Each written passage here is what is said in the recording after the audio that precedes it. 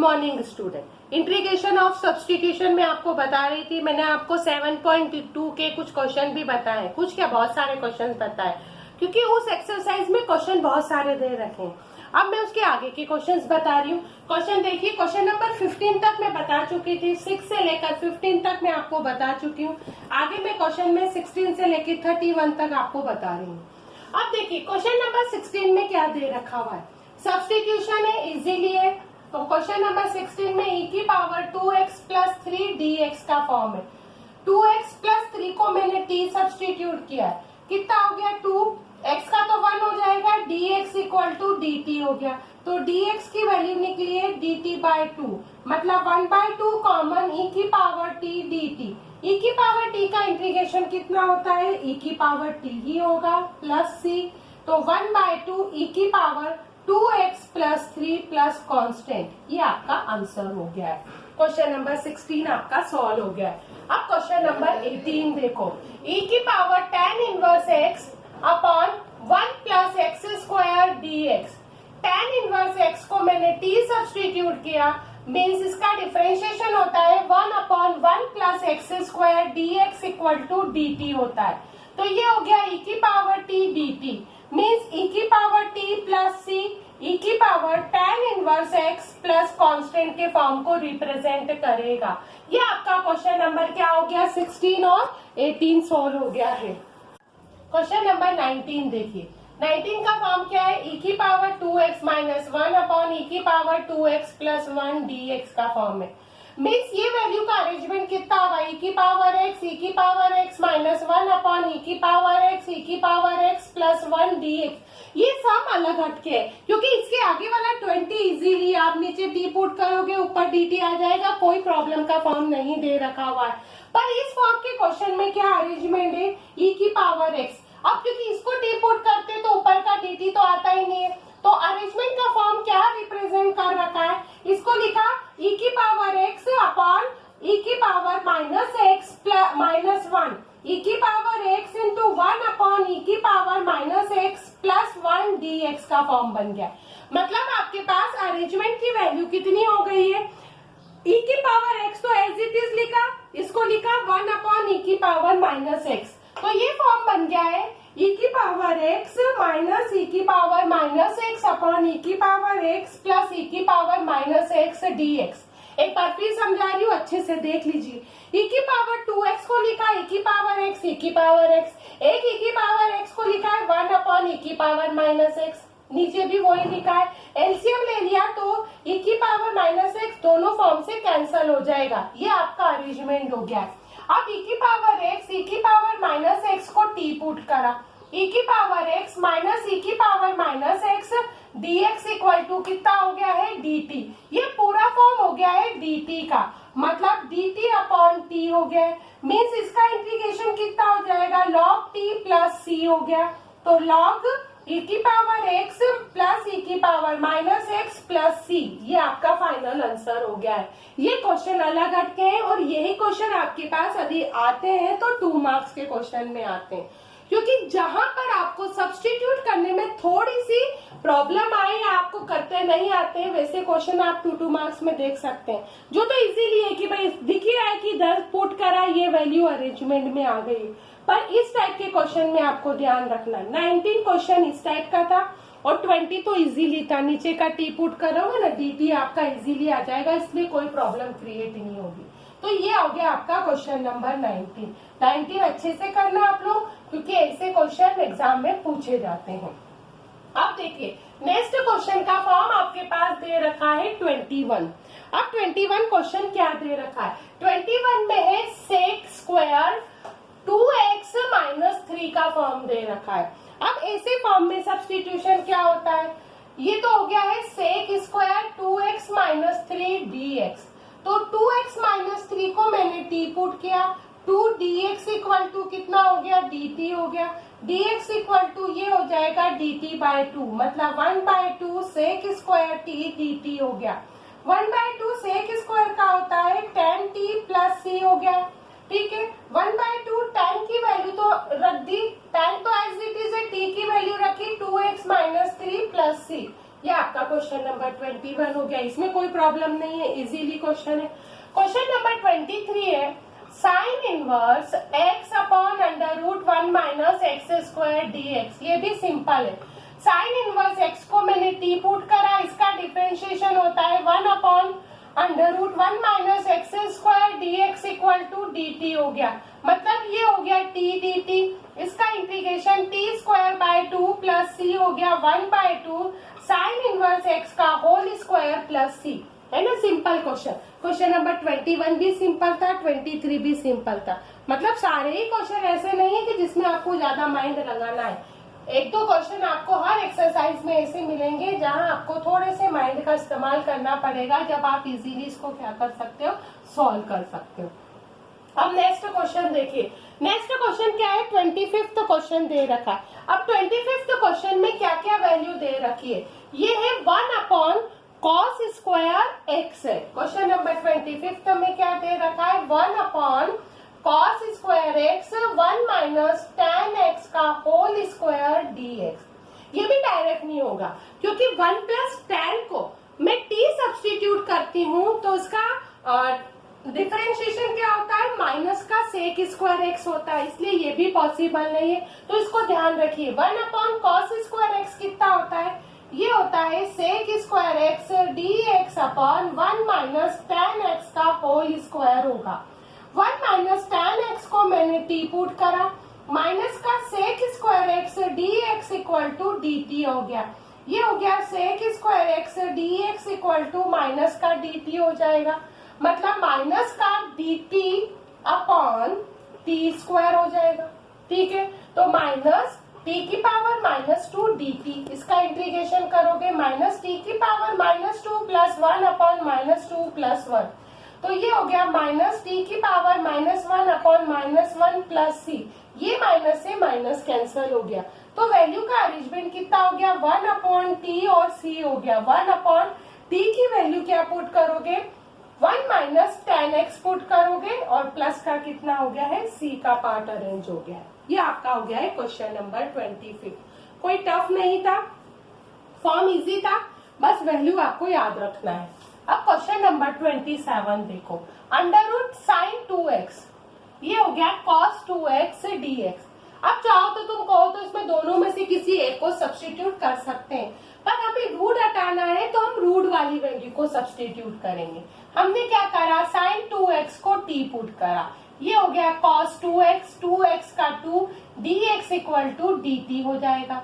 ये हो गया cos 2x dx equal to dt by 2 हो गया।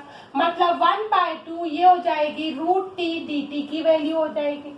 अब रूट t का इंटीग्रेशन कितना होता है, t की पावर 3/2 अपॉन 3/2 प्लस c का फॉर्म हो जाएगा। अब ये 2 से 2 कैंसल, 1/3 हो गया।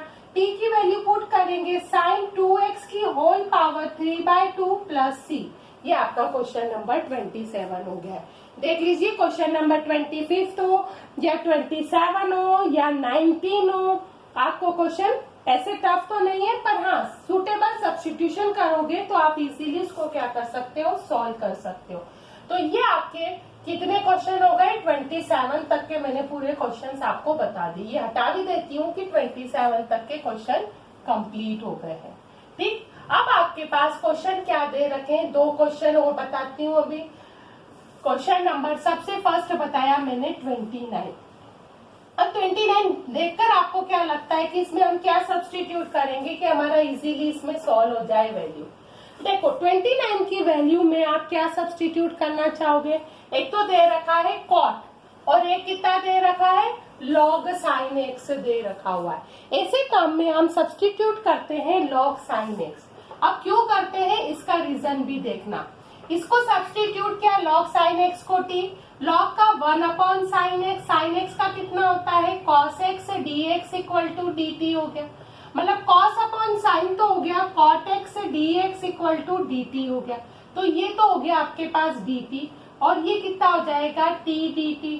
तो t square by 2 plus c, t की वैल्यू कितनी पुट करिए, लॉग साइन एक्स का होल स्क्वायर प्लस c। ये आपका क्वेश्चन नंबर 29 कंप्लीट हो गया है। अब इसी टाइप से 31 को देखिए। इसमें क्या सब्स्टिट्यूट करोगे, इसमें 1 प्लस कॉस एक्स को मैं टी सब्स्टिट्यूट करूंगी, क्योंकि 1 का डिफरेंशिएशन 0 होता है। कॉस एक्स का कितना होता है, minus sine x d x equal to d t हो गया। तो ये हो गया sine x d x equal to minus का डी टी हो रहा है ना, तो माइनस का तो डी टी ले लिया, ये हो गया है टी स्क्वायर माइनस टी की पावर माइनस 2 डी टी आ गया। अब इसका क्या इंटीग्रेशन होगा, 1 बाय टी प्लस सी हो गया। तो 1 टी की वैल्यू क्या पुट करी, 1 प्लस कॉस एक्स प्लस सी के फॉर्म को रिप्रेजेंट कर रखा है। मतलब आप देखा जाए तो आपके क्वेश्चन क्या क्या दे रखे हैं, आप इस टाइप की वैल्यू को सब्स्टिट्यूट करो तो आप इजीली इनको क्या कर सकते हो, सॉल्व कर सकते हो। ऐसा कोई टिपिकल लेवल नहीं है कि आप उनको सॉल्व नहीं करें कि आपकी वैल्यू को सॉल्व करने में कुछ प्रॉब्लम क्रिएट हो जाए। अब इसी टाइप से मैं आपको नेक्स्ट क्वेश्चन बताती हूँ। नेक्स्ट क्वेश्चन क्या है, इंपॉर्टेंट है, 32 क्वेश्चन है। 32 क्वेश्चन है dx upon 1 plus cot x. ये याद रखना, ये क्वेश्चन तो आपके पास क्या है, एक तो इम्पोर्टेंट क्वेश्चन भी दे रखा हुआ है और इसमें थोड़े माइंड का इस्तेमाल भी करना पड़ता है, तभी आप इसको सॉल्व कर सकते हैं। ये जैसे क्वेश्चन कॉट में हो या dx अपॉन वैल्यू कितनी दे रखी है, 1 प्लस 10x का फॉर्म दे रखा, क्वेश्चन इस टाइप के हो, ये वाला क्वेश्चन भी इम्पोर्टेंट है। जैसे क्वेश्चन नंबर 19 बोला था मैंने कि इसमें क्वेश्चन में वैल्यू आपको सोचना पड़ता है, इसमें भी आप क्या करोगे, क्या वैल्यू का यूज करोगे आपको पता चल जाएगा। क्योंकि कॉट का मैं बता रही हूँ तो 10 का आप इजीली इसके थ्रू क्या कर सकते हो, सॉल्व कर सकते हो, ऐसी कोई प्रॉब्लम नहीं है। अब देखो इस टाइप के क्वेश्चन में dx upon 1 plus cos x upon sine x, ठीक, एलसीएम लेंगे तो साइन एक्स तो ऊपर चला जाएगा, ये हो गया sine x plus cos x का फॉर्म हो जाएगा। अब इसमें क्या सब्स्टिट्यूट करूं कि नीचे वाली टर्म से क्या ऊपर वाली टर्म इजीली आ सकती है, तो ये पॉसिबल नहीं है कि नीचे वाली टर्म आपके पास इजीली आ जाए। तो ऐसे फॉर्म का जब अरेंजमेंट करना पड़ता है ना, तो 1/2 का मतलब 2 का डिवाइड लगाया और 2 का इंटू करा, तो कितना हो गया 1/2, 2 साइन एक्स हो गया, अपॉन में कितना हो गया है sine x plus cos x हो गया। अब नीचे कॉस है ना और साइन भी है, तो मैंने कॉस एक्स को ऐड भी करा, कॉस एक्स को सपरेट भी किया।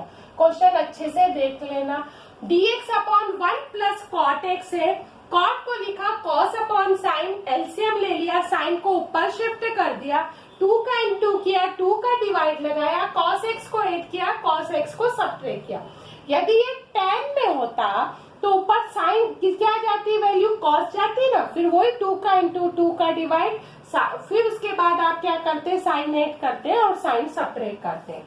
अब अरेंजमेंट देखो, 2 साइन एक्स को क्या लिख सकती हूँ, sine x plus cos x लिख सकती हूँ, प्लस साइन एक्स माइनस के कॉस एक्स लिख सकती हूँ, और अपॉन में कितना बचा है sine x plus cos x d x का फॉर्म दे रखा है। क्वेश्चन को अच्छे से देख लेना, 2 साइन एक्स है, इसका अरेंजमेंट में साइन एक्स और कॉस एक्स का फॉर्म अरेंज कर रखा है। अब वैल्यू को देखो, ये हो गया 1/2 हो जाएगा, sine x plus cos x upon sine x plus cos x, मतलब इस ब्रैकेट को एक साथ अरेंज करा है मैंने, ये देखना, ये तो मैंने बिग ब्रैकेट में लिख देती हूँ, तो ये करली ब्रैकेट वाला पहला फॉर्म इसके साथ अरेंजमेंट, दूसरा फॉर्म भी इसके साथ अरेंजमेंट होगा। फिर लिखा 1/2 sign x minus cos x upon sine x plus cos x, ये सब अलग हटके है कि नहीं, ये दोनों इक्वल है, कैंसल हो जाएगा, 1/2 dx हो गया, plus 1/2 sign x minus cos x upon sine x plus cos x और dx का फॉर्म बन जाएगा।